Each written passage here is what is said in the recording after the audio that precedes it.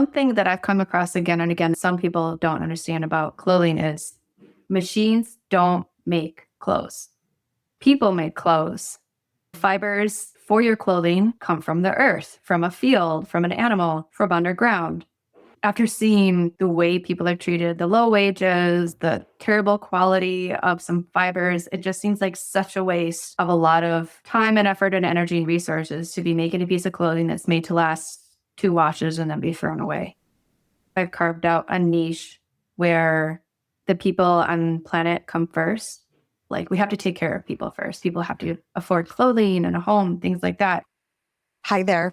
This is Her Intentional Reset, a podcast for women in midlife curious about whether the career they chose 20 years ago still fits.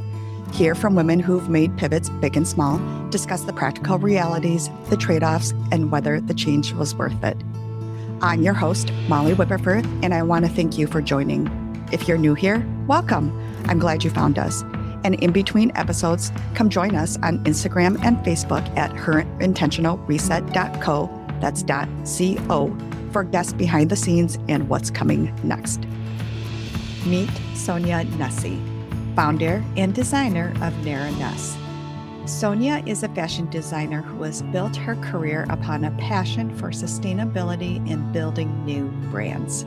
With 2 decades of experience shaping collections from small startups to some of the industry's most iconic names, Sonja used the 2020 COVID shutdown to reset and launch her own independent clothing line.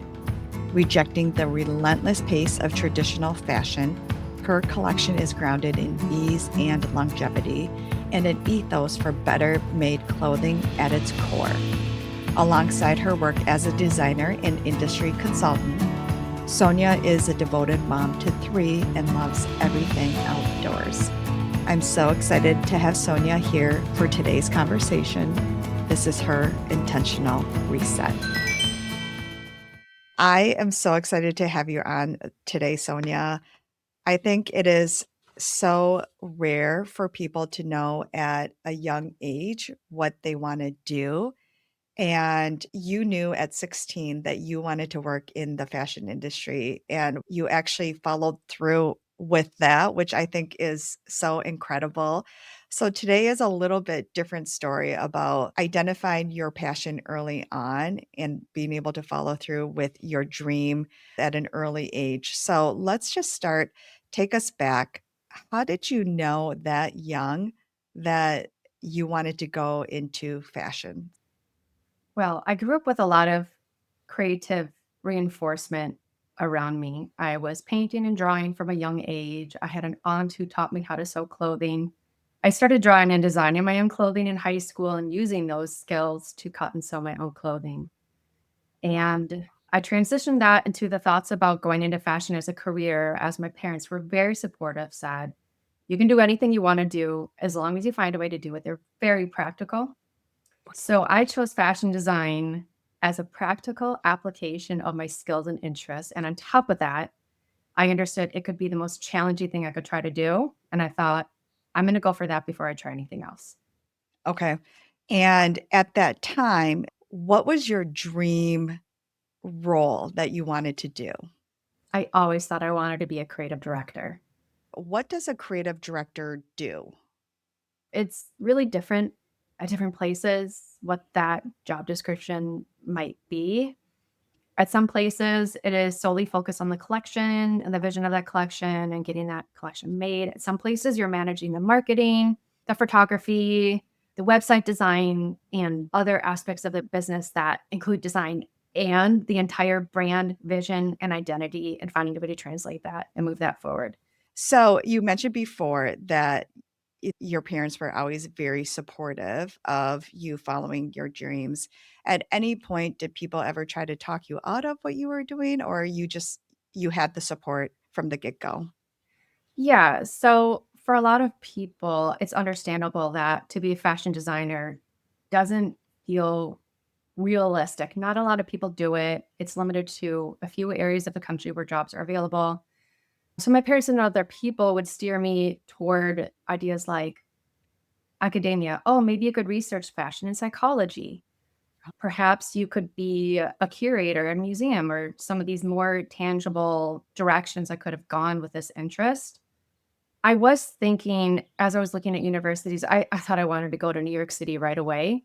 And I was steered toward going toward a university experience instead. And I'm so grateful for that. I did find a program at the University of Wisconsin Madison that had the fashion training, but still Okay. any university where there were other classes for anything else that I had to take. And I'm really grateful that I was directed toward that versus full fashion, full on. And I think for my parents is more like, well, you might change your mind after the first semester, that sort of thing. So I wouldn't be stuck in it too deep. But Yep. instead, it really broadened my horizons and made me dive further in. Okay. Oh, I love that. Okay, so you went to University of Wisconsin-Madison, you graduated with a fashion degree, then what happened next? Where'd you go? Part of the program at Madison was to finish your final year at FIT in New York City. Mm. That's a Mhm, fashion trade school. So mhm, I did have my segue to get to the city I wanted to go to. And from there, make connections with friends and faculty in the industry, which landed my first job at a company at the time that specialized in designer and celebrity collaborations. mhm. And my first job was assistant designer for a brand called Simply Vera Vera Wang. It was Vera Wang's collaboration with Kohl's. Wow. What did you love about it? Very creative. I was actually sketching and choosing colors and fabrics. The director for this line, I just think she did a really great job of allocating the tasks to her team in order to get things done. Mhm. So I was given the experience of going to the sample rooms and making the clothes and looking at my own pieces and having them go straight to Vera Wang for review. That was so Yes. validating. It was so fun.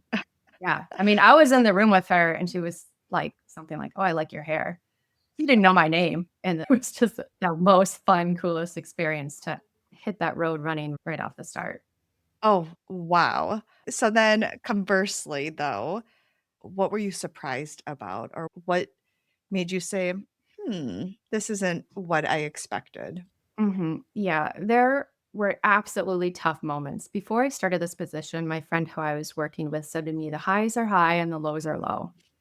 Some of the lows that came across were working for this company that was specializing in mass production. It was very in your face, the use of resources, the waste of resources, the factory conditions, and the countries we're doing production in. This was coming across every single day, and it didn't feel right.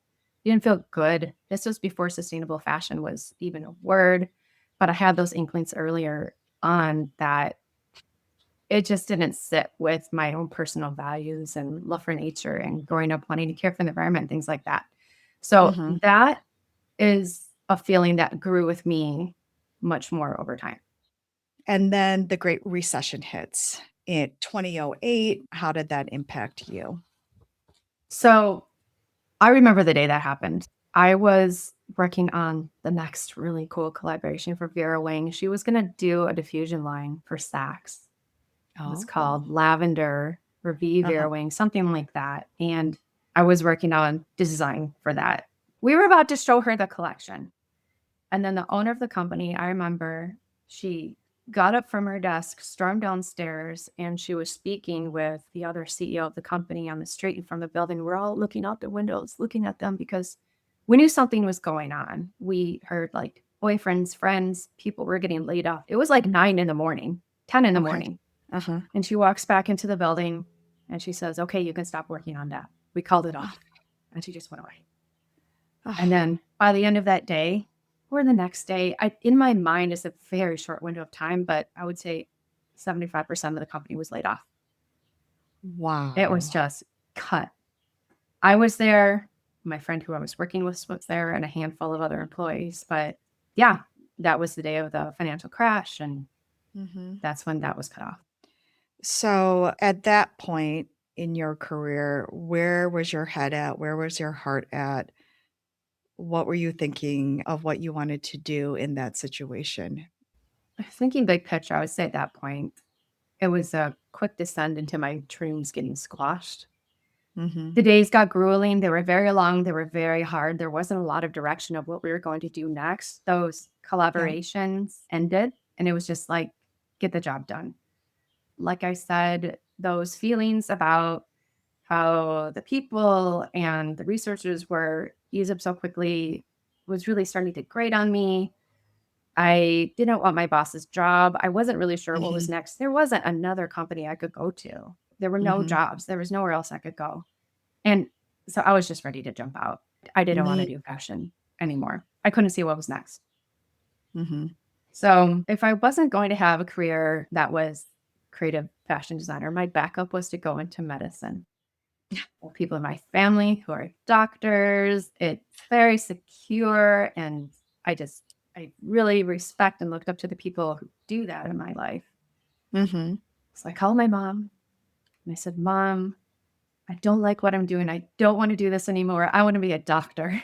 She got really excited. She was so excited. She said, Oh, Sonja, that's great. There are just some prerequisites you're going to have to do. You can move back home and live in our basement. And I thought, what? Hold on. I'm not Yes. really sure I want to do this anymore. Yeah. So, Okay. yeah. So I started doing my own research. What can I do to segue to make a change from what I'm doing now into whatever's next? And I started researching different degrees and areas of interest that were more design based and not toward medicine. And I found Okay. a graduate program at Pratt University in New York that was called Design Management. That was a fusion of business and design and sustainability. And the sort of pitch for this program was you can be more than a designer. You can be the one at the table running the business, making the big decisions, and weave in what you care about as well. Mm-hmm. Purpose led. Mm-hmm. So, Pratt Institute, you are being a little modest. It's one of the top globally recognized schools in the field of art, design, and architecture. So, how long was that program? It was 2 years. It was a weekend course. They call that an executive course. You can do Mhm. your day job during the week and attend on the weekend. While I was at Pratt, a lot of what we focused on was development and growth and direction. And tying this back to my background of working at the company that did the collaborations and new brands, I realized I loved being at the beginning phases of a brand or a company or a project. And that's where I really dove into deep into honing in this interest and learning the skills to be at the Okay. forefront of something new. Yes. All right. So after Pratt, I know that you took a really awesome trip that had some significance. Can Hmm. you share where that trip was and the significance of that trip? Sure. Yeah. I have a friend who was volunteering in Peru and I went to visit her. So one day I took the train to Machu Picchu, climbed to the top of the mountain, sat down at a table, and then this cute guy walks up and says, Hey, is the seat taken? I said, No, please sit by me. He was super cute. And he says, Well, where are you from? And I said, Well, I live in New York City, but I want to move to California. And he Mhm. says, Oh, I live in California. I have family in New York. And his name is Gabe. And I'm married to him now. But that's how we met. We met in Peru. We stayed in touch for about a year. And as soon as I had the opportunity when I graduated from grad school, I jumped on a plane and moved to California to be with him. Wow. Okay. So you are in California now, Hmm. and it sounded like through the prep program, is it safe to say, did you have a renewed energy for the industry and purpose on which direction you wanted to go next? Absolutely. So while I was there at Pratt researching business design and sustainability, I was looking at and learning about all these new companies and brands, fashion outside of fashion, who are really exploring this design and sustainability space. It Mhm. was a big topic back then. A Mhm. lot of this was happening in California, not New York City. And that is when I started thinking, well, I have to get out there. If that's where it is, that's where I have to be next. Yes. I do want us to dig a little bit deeper the concept of sustainability. Why did this matter to you? I grew up loving being outside, taking care of nature. It just felt wrong to be in an industry that was taking so much without a care in the world. There was just so much waste. But it gave me a lot of hope to be seeing other companies who felt this too and were already doing things a better way. When you say that there's so much waste, what did you start to see that you couldn't unsee? And or what do you mean by waste? Is it Hmm. just excess material or help us Okay. understand what that waste looks like? I can give two examples of two things I've seen. One of them was just the excess of materials, like you mentioned, at the company that I was working for at the time. We were in the Empire State Building. We Mhm. had floor five. Can't remember if it was half the floor or the entire floor, but it was a lot of space. And then take the elevator up to another floor, and there was an entire floor filled with bolts of fabric. So Okay. much you had to climb over them to get to the one you wanted. And this is just for sampling. So at the beginning of the collection, we would pick up the fabrics and the colors. And just in case, we would order like 300 yards. Okay. And at the end of the season, it was still sitting there. We might have used 80. I don't know. And I thought, well, what are we going to do with this? And what happens with it? Well, these days, there's a secondary market for what's called dead stock. Okay. There is a use for it. I do use a portion of dead stock for my own collection now. It's a great way for small brands to have access to materials at lower quantities. But back then, it was just like, oh, let's just throw it in the trash. That's just what happened. 300 Mhm. yards. How much is that? You can make 100 garments from 300 yards, like 100 Oh my, dresses or 600 tops, something like that. wow. And that was just extras of the 300 and whatever extra fabric just in case. Yeah. Yeah. Yeah. Yeah. Wow. My other example is just caring more about the sale than how things are made. I didn't like that. There Mhm. was a line I was working on where neon yellow was the color. We needed neon yellow. So I had my fabric. It was a poly based material, of course. And I asked the factory, can you dye 300 yards of this color? Mhm. And this person in China wrote back to me and said, sorry, this was really bad for the workers. We don't want to use this color dye. And who knows if they didn't have the masks or Mhm. the air filtration or anything to be able to handle it. Or yeah, it's a terrible color dye. We don't want to use it just in the first place. We don't want it in our water. Yeah. But then I had to do it anyway. That was Mm. horrible. It was just absolutely Mhm. horrible. I don't want to do that again. You think too of what's the result of the people wearing that as well. But at the time, I'm assuming that was the hot color Yeah. or trendy Hmm. color. And so, Hmm. to your point, the sale was more important. Yeah. You made a pretty profound statement to me in our prep meeting. You were telling me that machines don't make clothes, people make clothes. And that gives me goosebumps like every time I hear that. Hmm. It's true. And truthfully, not just one person, probably 8 people are touching that garment before it gets to you, at least. That makes sense that those are the things that you can't unsee Hmm. that stay with you. And I understand why sustainability became more than just a buzzword for you. Hmm. So you get your graduate degree, you have this handsome, beautiful man, you're in California. Where was your next path? Happily, I landed a job as a designer at the company Reformation. This was Mhm. back around 2014. And it was so exciting. They were really the face of sustainability at that time. And more than that, they were just like the coolest brand in LA. It was great. I was there for 2.5 years, learned a lot about how you can approach sustainability from a large company that is trying to do things better, can't do everything better. How do you communicate that and still be the coolest one around? Yeah, it Yeah, was it yes. was great.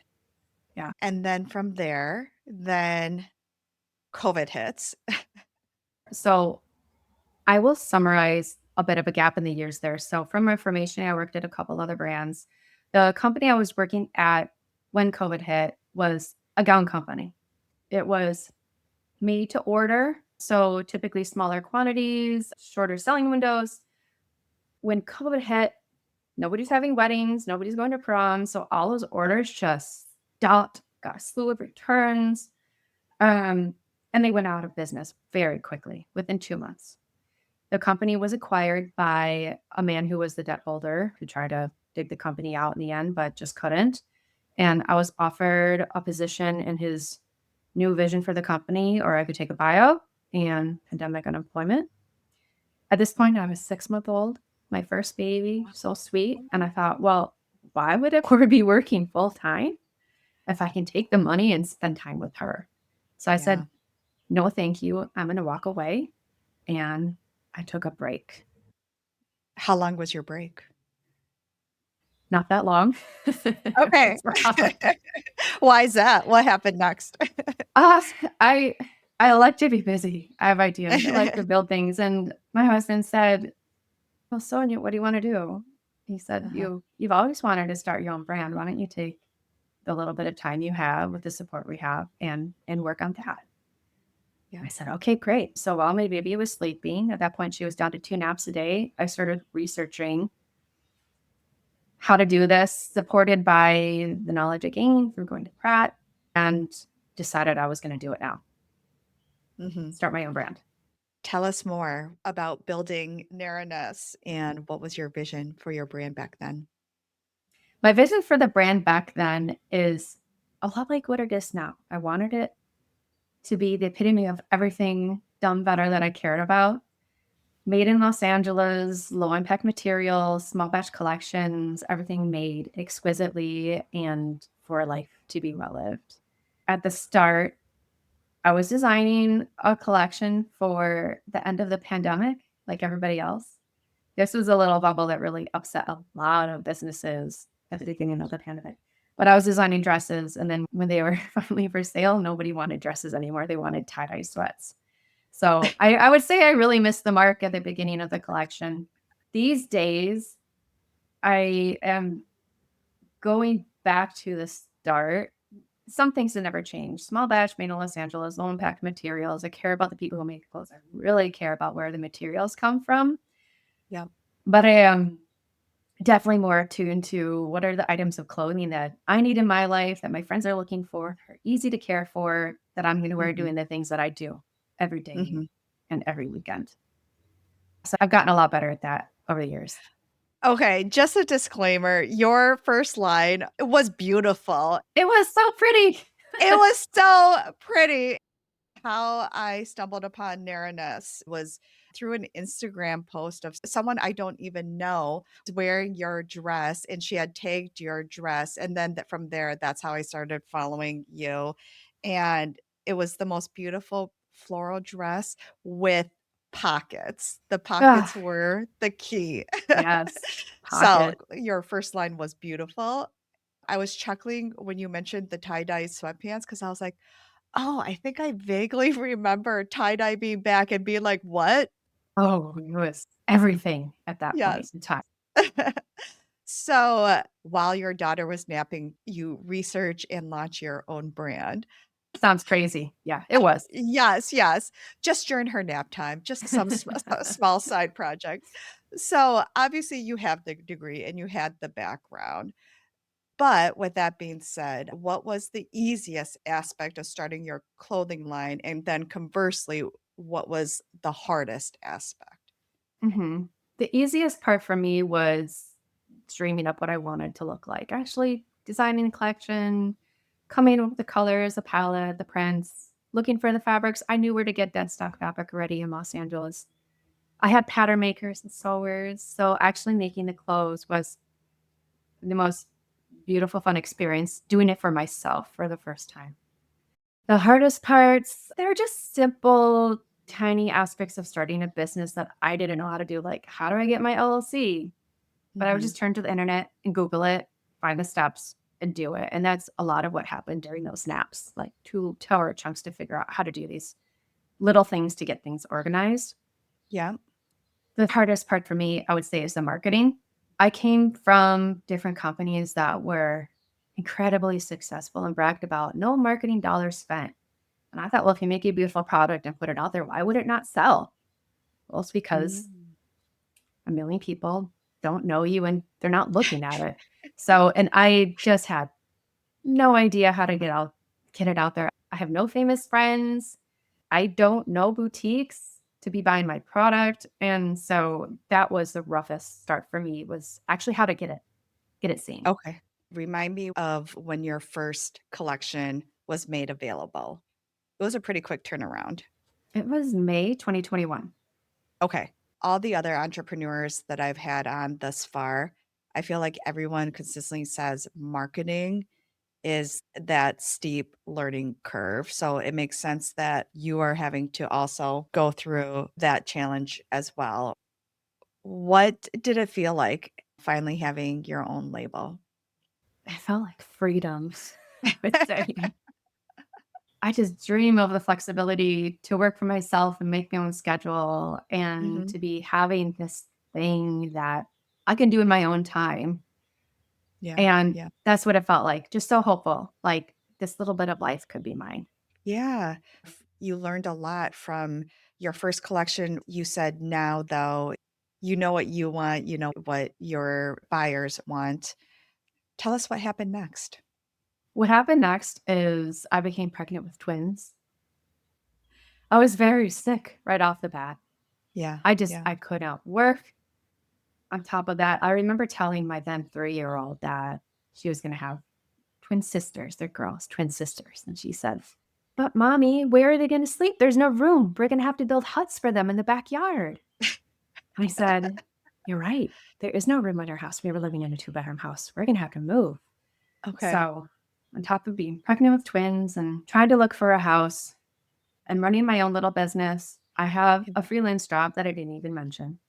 We moved the same week that I have a C-section in the hospital with my twins. So they're in the NICU. I'm driving back and forth to pump milk for them after surgery from my brand new house we're not even moved into. I do not want to go back to this time in my life. It was so hard. And then 2 months later, I'm supposed to go back to this little freelance job I have that's paying my mortgage. 2 days Okay. before I go back, I get a phone call from her saying, "Oh, I'm sorry. We're not continuing with the project that you're working on anymore." So then I Oh didn't my even god. have a job to go back to. And so I very desperately needed to get a job. Yeah. Yeah. Yes. Yeah. So thankfully, I mean, the story short, I reached Mhm. out to my network, which is very good with a lot of great people that I worked with in my past. And I did find a director position at a private label company here in Los Angeles through a connection from the gown company I was working with before, who said, "We have a position that is just perfect for you. We want you to work for us. It's remote, Yeah.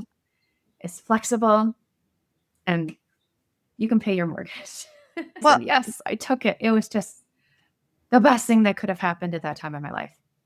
did you even have time to think or second guess or even question, like, I want to do more with Neranese? Or were you like, okay, this is the reality. We have a new house. We've got 3 kids under 3. We need to pay the mortgage. Yeah, I would say the two things I was thinking about at that time is where the heck are the bottles and are they clean?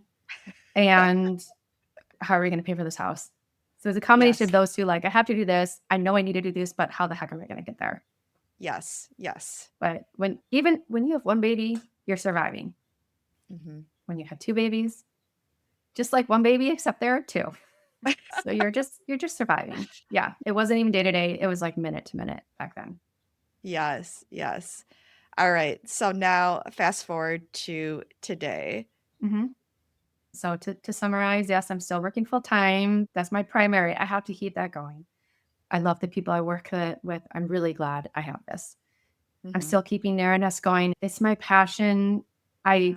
care so much about everything I put out there and the conversations I have with people who are wearing my clothes. It's like they're my cheerleaders. I love it so much. And thirdly, during COVID, and even a little bit before, I did a lot of contract work and freelancing, small projects, big projects. And I'm still doing that now.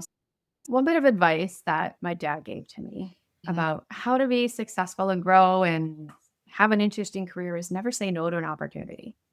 And if anybody has done contract or freelance work before, as soon as you say no to a client, no, we don't have time for that project. I don't want to do it. I don't have the experience. They are not going to come back to you. So Mm. anything that has come to me as a new project, if I could at all say yes, I said yes to it. I definitely did. Yep. each one, I've learned new skills, met new people. Each one has led to another. So yeah, I also have a freelance contract project right now. It's in the space of opening up a new category for a large beauty brand right now. And Mhm. it's been so fascinating and rewarding to help them get into the apparel space for their company. A lot of fun.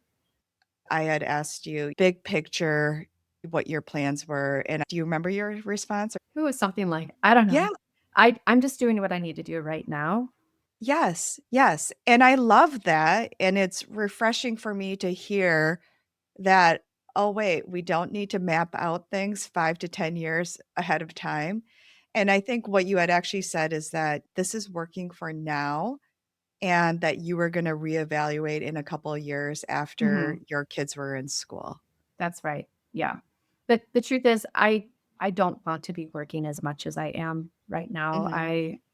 I would love to have more flexibility and freedom, even though technically everything I do is remote. It takes a lot of time, Yep. but I'd rather be going on vacation with my kids. Um, Wouldn't we all? of course, yeah, but I have to keep the ball rolling. This is what I Yep. need to do right now. I like everything I'm doing right now, which is so great. There's nothing I don't want to Yes. do. We have 1 year of preschool daycare that we need to pay for over the next year, and then after that, our little girls will be in public school, give us Mhm. some breathing room financially, and at that point, that's when I can reevaluate. But right now, I'm not thinking, "Oh, how am I going to reevaluate? What am I going to reevaluate?" I just know that's the time to do it. Yep. My life might be different at then than it is now, and so it's literally on my calendar. I put retirement party. My husband was so weird. He's like, "You're gonna stop working?" And you're like, if that means maybe not 3 things at the same Yeah. time, sure, Yes. yes. Yes. Yeah. That's a refreshing take. So, right now, I am giving myself this allocated time to think about what do I wanna do next, but I've been approaching it as, "What am I gonna do until I retire? What am I gonna do for the next 15 years, Sonia?" And that is a lot of pressure. Instead, what I'm learning from you is asking, "What do I wanna do next?" Or, "What do I need to do next for my family?" Versus planning 15 years out. With that, were you always wired that way, or is that just the way that the industry is where you don't think 10 years, 15 years out, it's shorter than that? Interesting question. It's a combination of both. I have always been comfortable with uncertainty. I looked at it as a sense of adventure. Maybe some of this comes with Mhm, having been hit over the head with it so much at the beginning of my career with the Great Recession and mhm, COVID, and then having these different jobs during COVID, and some of them are short and some of them are long. And I just had to learn to adapt with that. And that's fine. yeah, So that leads me to being comfortable with uncertainty. A lot of that has to do with, I think, the safety net of my family, the security of my husband, things like that just matter a mm, lot. During that time when I had my twins and postpartum and no job, at that mhm, point, uncertainty was over. I didn't want it yeah, anymore. I needed something secure that I could count on. So that mm, feeling really changed. And I think that probably a lot of people could relate to either side of those extremes. yeah, yeah, I appreciate that insight. So, what does Neranese look like today? Today, I'm really happy with where Neranese was at from the beginning to where I see it now. Some things have never changed. The commitment to people and planet, low impact materials, the way things are made, the quality of clothing, making sure it's going to be there a long, long time. What has changed from then to now is the type of clothing that I'm designing more for everyday life, less for special occasions, for sure. Right now, I'm wearing one of my dresses for a hot 90-degree day, but then my AC was blasting, so I put on some sweatpants because I'm like, "Oh, I'm cold." Ooh, I So, love that. yeah, I love having a collection that I can just look at and reach for what I need, whether it's 8 in the morning or 5 o'clock at night, and I hope that's what people see in the collection as well. Yes, and you are having this conversation in LA, and I need everyone to know that I have the same dress that you have, and it's been Mhm. perfect for our Minnesota 85-degree Oh, weather that yeah, we're having right now. it's humid where you are, so not Yes, here. Yeah, yes, it's great for both. yes. What do you love most about what you've built with Neranese? The connection to the people who I'm working with to create the collection, the excitement that they have when a piece is well, the support when I need something done quickly or done differently. I have this mini network of contractors and suppliers who are doing a lot of the hands-on work for me who are really, really supportive of it. They like being a part of it too. The other Yeah. thing that I love about it is connecting with the people who are actually wearing the clothes. And Mhm. I'll get a random message of somebody I've never heard from before saying, "Hey, look at my dress. I'm in a hotel hallway, but I love it so much." And they're not posting it on a social media, it's fine, but they wanted to show me. And that's like Oh, even cooler. They just wanted to show me that they love their dress. I love that yeah. so much.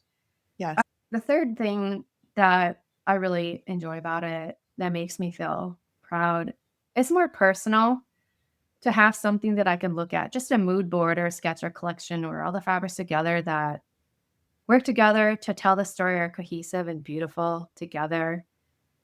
I just went into design because I love art and creativity, and putting together a vision for what that is going to be is a big part of that. And when you look at the social account or I've got a little pegboard at home with my fabrics and my sketches and Mhm. things, I just love that space where it kind of shows the dream. But, wearing it in real life is the other thing, but, like, I love building that little Yeah. dream and seeing it being like, "Okay, that's next. I'm still working on the dream." Yeah. Yes, and then have it come to life in your closet. Yeah. At high level, just walk us through all the people that actually do touch a Okay. piece of clothing that you do make available. Okay. I'll talk about the dress that I have on right now. Mhm, From the beginning, I have an idea, I have a sketch. Okay. I have one person mhm, who's touched that idea. This is made out of dead stock, so I go to my dead stock store downtown and get my fabric. That's one person taking a bolt. They give it to me. It's 2 people. yep, My pattern maker is going to make the pattern for me. That's 3 people. I give my mm, pattern to my cutter. There's an actual job of somebody whose profession it is to cut fabric. It's a skill. It's 4 mhm, people. From there, it goes to my sample maker. That's 5. Let's say I like it. It's going to go to my grader. This is somebody who makes the size run from size extra small, XL, 1X, whatever sizes you want. That's 6 people. mhm, It goes back to my cutter. You can count them once or twice. Sometimes there's a sample cutter and a production cutter. Back to the factory or your sewing contractor. There you have a person who's operating the machine, or the person running it under the foot, sewing clothing. You have another person who is pressing it, either steaming it or ironing it with an iron. And then mhm, finally somebody who's finishing it. That means folding it up. If you have a package to put it into, doing that, but they're lit rolling in, making sure everything looks perfect to bring it to you. mhm. After that, I get everything back to me. And after you place an order, I am the person packing your clothes to send it to you. So it's more Yes. than 8. Oh, and I didn't even count. This one wasn't washed or dyed. If I'm doing denim or a shirt to be softened, I also bring it to a wash house who's going to launder it for me. So that's person number Right. 12. I'm not sure. Yes, yes. Yeah. And I wanna bring up your comment that machines don't make clothes, Hmm. people make clothes, and the number of people that are involved in making the clothes that are available to all of us. Hmm. So with that segue, help listeners understand, why does an organic cotton T-shirt cost $68 Hmm. on your site or other sites versus something that costs fraction of that price at, like, say, H&M or Shein? Hmm. Yeah. So 3 things. It could be the materials, cost of materials, where it comes from, any certifications like organic or what that fiber is, cotton versus polyester. Mhm, Second is how it's made. Something from H&M might be made in a vertical factory where everything is on site and everybody can do it in the same day and there's not transportation for the product. It gets done very quickly versus Los Angeles where it's going from here to there to there to there to there to there to there. Country of origin certainly has something to do with it. And finally, the quality of the clothes. So mm, I definitely have experience with creating very expensive designs. And then the buyer comes back and says, we can't afford that. You have to cut the price in half. So you look at the design of what you did, you consider the materials, you consider the construction, you might cheapen the construction, simplify a seam, things like that to cut pennies off the final cost of a garment. But I don't like to do that for mine. Mhm. I'll put double top stitching on a seam if I think it's going to make it better. I think it's worth it to have beautiful, durable materials that are easy to care for a garment that is very well made, but it's going to cost more to have an item like that. Yes, and you're also ensuring that the people that make the clothes have reasonable wages as well tied to the work that they're putting into it too. Definitely. Yeah. Yeah. What I love about Neranese is you had this vision of doing things a little bit different in this industry with what you wanted to create and your lines, like the 6-month cycle versus 3-month trend. I love that you've built Neranese with convictions on how you wanted to do something different, and you're also making a better impact with what you're doing with your company. So I just wanted to say that. Thank you. On that note, I want to continue this sustainability 101 education that we're getting. What can you teach us about what that word sustainability actually means in fashion? hmm Yeah. So we had previously spoken about how there are no standards. There really is no definition. There's no rule book to follow for sustainability. For a lot of companies, it's just how do we do things better versus worse, making decisions to make things cleaner and less impactful versus chasing the dollar because it's quick and easy. I think that's eye-opening for us to hear, especially because I feel like things like fair trade and sustainability have become a buzzword, at least in hmm my social media algorithm. Oh, Like, yeah. so I think it's important that what I hear with you saying that without those standards, that means that as consumers, if we want to help support this, it means that we need to do a little bit more research than just hear a marketing campaign about how they care about their people at Yeah. supposed factory. Yeah. So with that being said, are there 1 or 2 things that as consumers, if we want to try to take a more active part in, what can we do? Yeah. Besides, like you said, learning about the company and gleaning anything that they're willing to share about their background and practices. Two easy things that would be some things that I do when I'm looking for clothing, if I don't know much about the company, is firstly looking at the fiber content of your t-shirt or jean or whatever. Seek out natural materials versus synthetic. That's one easy thing that you can do. And the other is think about the item you're buying, the construction and the quality of it, and decide if that's something you're going to be using a lot and using for a long time. Mhm. Because at the end of the day, less is more. Getting less and using it more is going to have less impact overall than buying a million different things that are made well in the first place anyway. So, yeah. Yep. Yeah. I remember Patagonia had a campaign a long time ago that I think it was brought up in grad school, but people still refer to it. They say, don't buy this jacket. We actually don't want the impact of this jacket in the world, but if you have a jacket, I guess it's a really good choice. But really, don't buy this if you don't need it. And I Oh, like to wow. think about that too. Yeah, Yeah, yes. When we're looking at the content of the material, why are we doing that, and what's the impact that we're trying to make with that?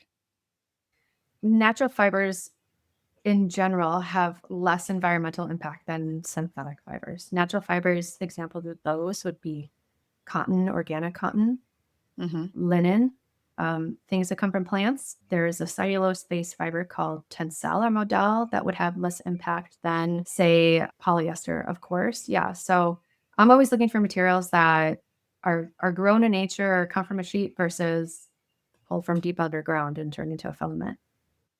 Yeah. Okay. Appreciate that insight, and that's very helpful. All right, wrapping up. After almost walking away from this industry, what still makes you love it?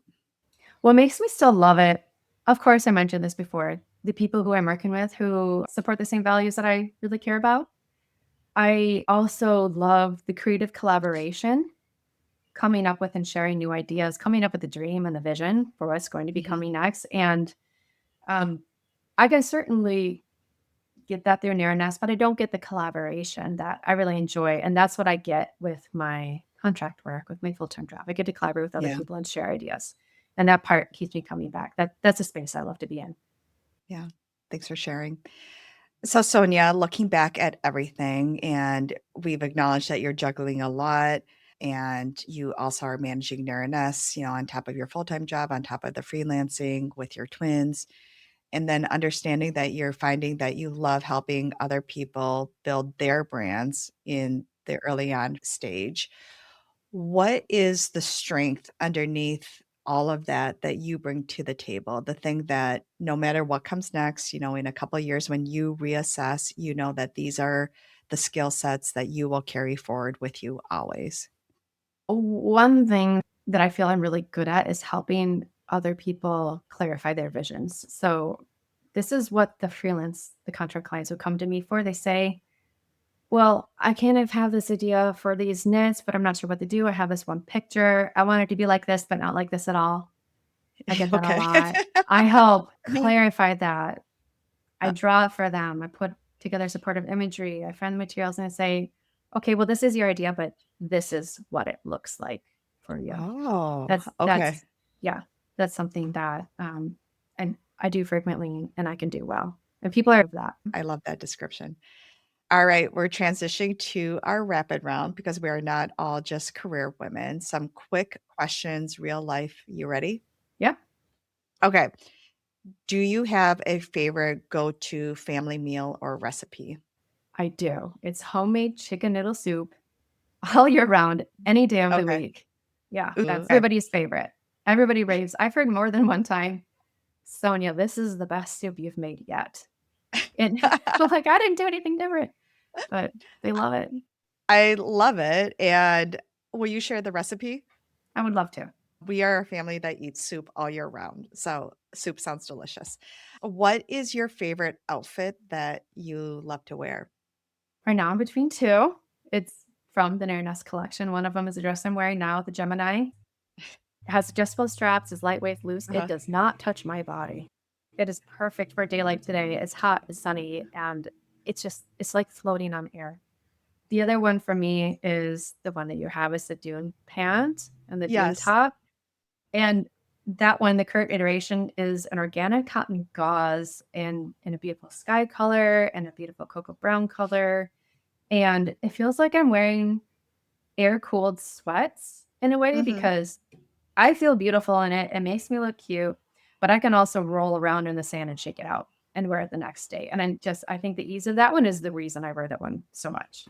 Since you mentioned those pants and the top, I have to tell everyone in our prep meeting when I told you that that was my favorite, and then I left it in the dryer Ugh, overnight, and you're like, "You're not supposed to dry it." I'm like, "Oh, no."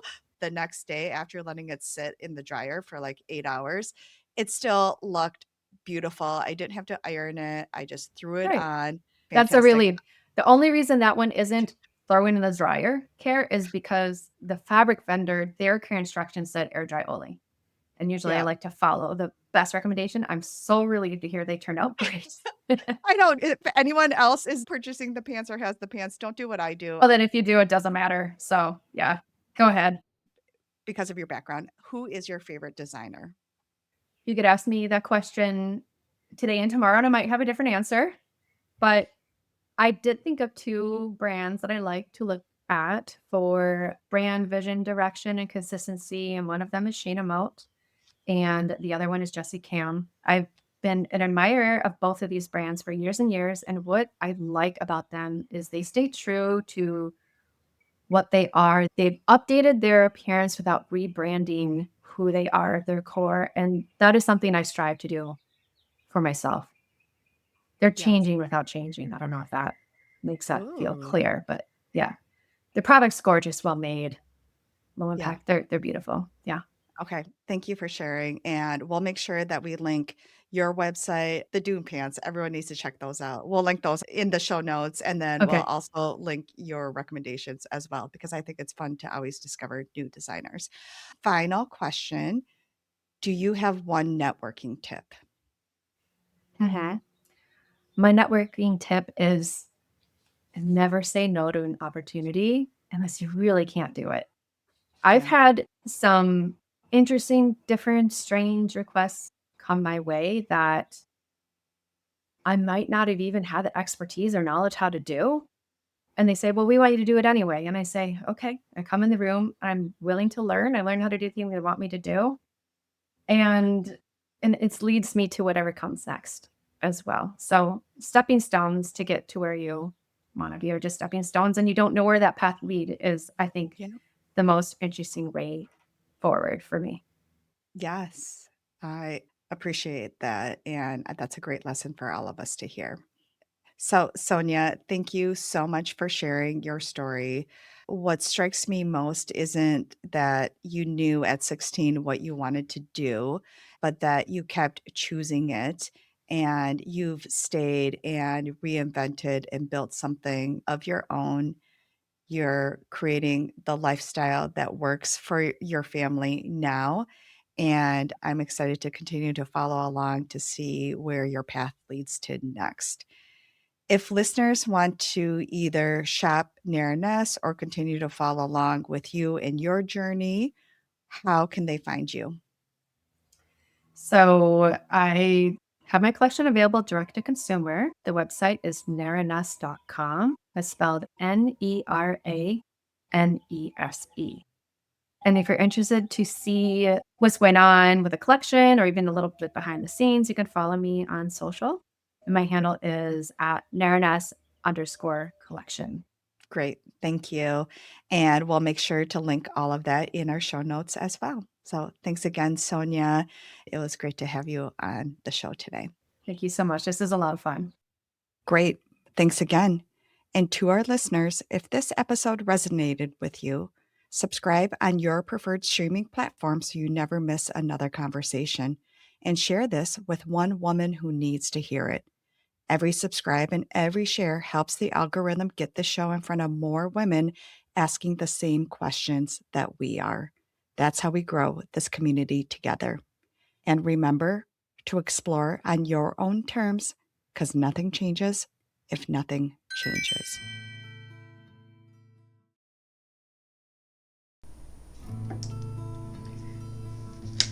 And to our loyal listeners, these are my after show reflections. Sonia's episode was a little bit different for me. This one started as my own homework. As you know, I've been curious about the fashion industry as a possible pivot, and I wanted to understand it more from the inside. And it confirmed something that Jennifer Conrad, owner of Twigs Boutique, said in a previous episode, that the fashion industry is a business as serious as any other. And you hear that all through Sonia's story. Sonia and I did discuss deeper things I've always been curious about, like why is the spring season always released in January? And why does everything always feel like an emergency? Or I verified what I had heard, and Sonia confirmed that. And Sonia also shared a little bit more about what it was like working with Vera Wang. All of this will be available as bonus content on our website, herintentionalreset.com. This will be available very soon for you if you're curious to hear a little bit more about the fashion industry. What I love is that Sonia knew at 16 what she wanted. And then she spent the next 2 decades figuring out what she liked, what she didn't, and what actually aligned with her values. Neranese is her carving out the piece of the industry she wants on her terms. And I'll be honest, before our interview, I had no idea Neranese was a part-time passion project for her. Order from her in her site and it shows up promptly like any business. That's the standard that Sonia holds. The other half of Sonia's story is just real life. Raising 3 girls, covering a mortgage, a full-time job that keeps it all standing on top of the passion project and freelancing. Sonia's dream isn't on hold. She's living it in the real world at the pace real life allows. And here's the takeaway that I keep coming back to. Sonia is doing what works for her and her family for now. and she's given herself permission to reassess when her girls are in school without declaring what the next 15 years have to look like. It reminds me of what Joanna said in last week's replay of treating your next thing like an experiment where you don't have to commit forever. You just have to decide what's next. Try it, give yourself grace to adjust if needed. And these are the two themes that I keep coming back to that continues to be a mind shift from my preconceived ways of going about my next thing. And it's just changing how I approach my own gap year. And as I approach, what do I want to do next? What feels right now? What sounds like a yes for me for both in my head and my gut? Not necessarily to make a decision for the next 15 years. If today's episode got you thinking, I'd love to keep that conversation going. Sign up for my email list at herintentionalreset.com. You'll get the latest episodes as they drop and access to our community forum and guest resources coming soon. This is where we'll keep conversations going in between episodes. Sign up at herintentionalreset.com. I'll see you there, and I'll see you next episode. Bye, everyone.